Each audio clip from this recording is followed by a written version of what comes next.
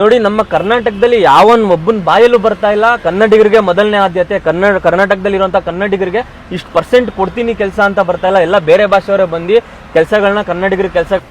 ಮೊನ್ನೆ ತಮಿಳುನಾಡು ಎಲೆಕ್ಷನ್ ಅಲ್ಲಿ ಟಿವಿಕೆ ಪಕ್ಷದ ವಿಜಯ್ ಅವರು ಗೆದ್ಬಿಟ್ಟು ತಮಿಳುನಾಡು ಜನತೆಗೆಲ್ಲ ಫೆಸಿಲಿಟೀಸ್ ಮತ್ತೆ ಸೌಲಭ್ಯಗಳನ್ನ ಮಾಡಿಕೊಟ್ಟಿದ್ದಾರೆ. ಯಾವ ರೀತಿ ಅಂದ್ರೆ ಪ್ರತಿಯೊಂದು ಮನೆಗೂ 200 ಯೂನಿಟ್ ಕರೆಂಟ್ ಫ್ರೀ, ಜೊತೆಗೆ ಪ್ರತಿಯೊಂದು ಮನೆಗೂ ಟ್ಯಾಪ್ ಮುಖಾಂತರ ಕುಡಿಯೋ ನೀರು ಸೌಲಭ್ಯ, ಮತ್ತೆ ಪ್ರತಿಯೊಂದು ಫ್ಯಾಮಿಲಿಗೂ 25 ಲಕ್ಷದಷ್ಟು ಇನ್ಶೂರೆನ್ಸ್ ಕವರೇಜ್. ಹಿರಿಯ ಮಹಿಳೆ ಸದಸ್ಯರಿಗೆ 2,500 ತಿಂಗಳಿಗೆ ಹಣವನ್ನು ಕೊಡೋದು, ಮತ್ತೆ ಉಚಿತವಾಗಿ ಟ್ರಾನ್ಸ್ಪೋರ್ಟೇಷನ್, ಫ್ರೀ ಬಸ್ ಟ್ರಾನ್ಸ್ಪೋರ್ಟೇಷನ್ ಇರುತ್ತೆ.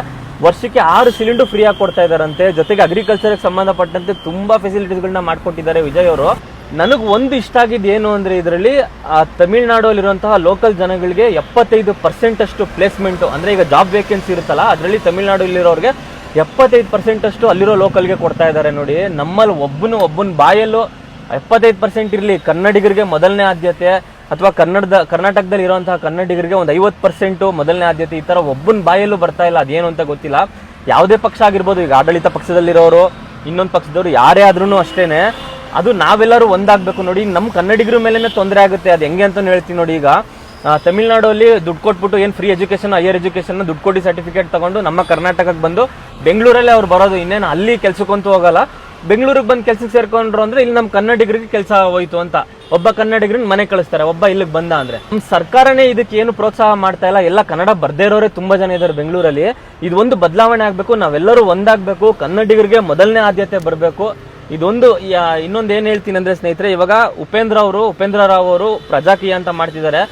ಏನೋ ಅವರು ದೂರದೊಂದು ಆಲೋಚನೆ ತುಂಬಾ ಚೆನ್ನಾಗಿದೆ ಅವ್ರದ್ದು. ನಾವು ಮುಂದೆ ಬರುವಂತಹ ಚುನಾವಣೆ ಎಲೆಕ್ಷನ್ ಗಳಲ್ಲಿ ಉಪೇಂದ್ರ ಅವ್ರಿಗೆ ಸಪೋರ್ಟ್ ಮಾಡಬೇಕು. ಯಾಕಂದ್ರೆ ಪ್ರಜಾಕೀಯನ ತುಂಬಾ ದೂರವಾಗಿ ಒಂದು ಆಲೋಚನೆಯಲ್ಲಿ ತುಂಬಾ ಜನಕ್ಕೆ ಉಪಯೋಗ ಆಗೋ ತರ ಏನೋ ಒಂದು ಹೇಳ್ತಾ ಇದ್ದಾರೆ. ನೋಡೋಣ, ನಾವು ಯೂತ್ಸ್ ಎಲ್ಲ ಒಂದಾಗಬೇಕು. ಹಿರಿಯ ನಾಗರಿಕರು ಯಾವತ್ತೂ ಉಪೇಂದ್ರ ಅವ್ರಿಗೆ ಸಪೋರ್ಟ್ ಮಾಡಲ್ಲ. ಅವರೆಲ್ಲ ನಾನು ಆ ಪಕ್ಷ, ನಾನು ಈ ಜಾತಿ, ನಾನು ಈ ಪಕ್ಷಕ್ಕೆ ವೋಟ್ ಆಗೋದು ಅಂತ ಫಿಕ್ಸ್ ಆಗ್ಬಿಟ್ಟಿದ್ದಾರೆ.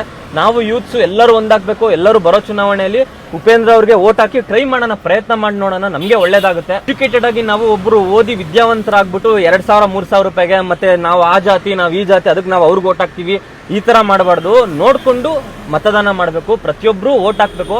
ಆದ್ರೆ ಇವಾಗ ಇರೋಂತ ಪರಿಸ್ಥಿತಿ ನೋಡಿದ್ರೆ ಯಾರಿಗ ಹಾಕಿದ್ರು ವೇಸ್ಟೇ. ಈಗ ಯಾರಿದಾರೋ ಅವ್ರಿಗೆ, ಇನ್ನೊಬ್ರಿಗೆ, ಯಾರು ಅಂತ ಹೆಸರು ಹೇಳೋದಕ್ಕಾಗಲ್ಲ ನಾನು. ಯಾರಿಗ ಹಾಕಿದ್ರು ವೇಸ್ಟೇ ಓಟು ಅಂತ ಹೇಳ್ತೀನಿ. ಉಪೇಂದ್ರ ಅವ್ರಿಗೆ ದಯವಿಟ್ಟು ಆದಷ್ಟು ಸಪೋರ್ಟ್ ಮಾಡಿ ಪ್ರತಿಯೊಬ್ರು. ಉಪೇಂದ್ರ ಅವ್ರಿಗೆ ಗೆಲ್ಸ್ ನೋಡೋಣ, ಅವ್ರಿಗೂ ಒಂದು ಅವಕಾಶ ಕೊಡೋಣ. ಪ್ರಜೆಗಳಿಂದ ಪ್ರಜಾಕೀಯ, ಪ್ರಜೆಗಳಿಗಾಗಿ ಪ್ರಜಾಕೀಯ, ಪ್ರಜೆಗಳಿಗೋಸ್ಕರ ಪ್ರಜಾಕೀಯ, ಮಟ್ಟ ಹಾಕಲು ರಾಜಕೀಯ, ನಮ್ಮಿಂದ ನಮಗ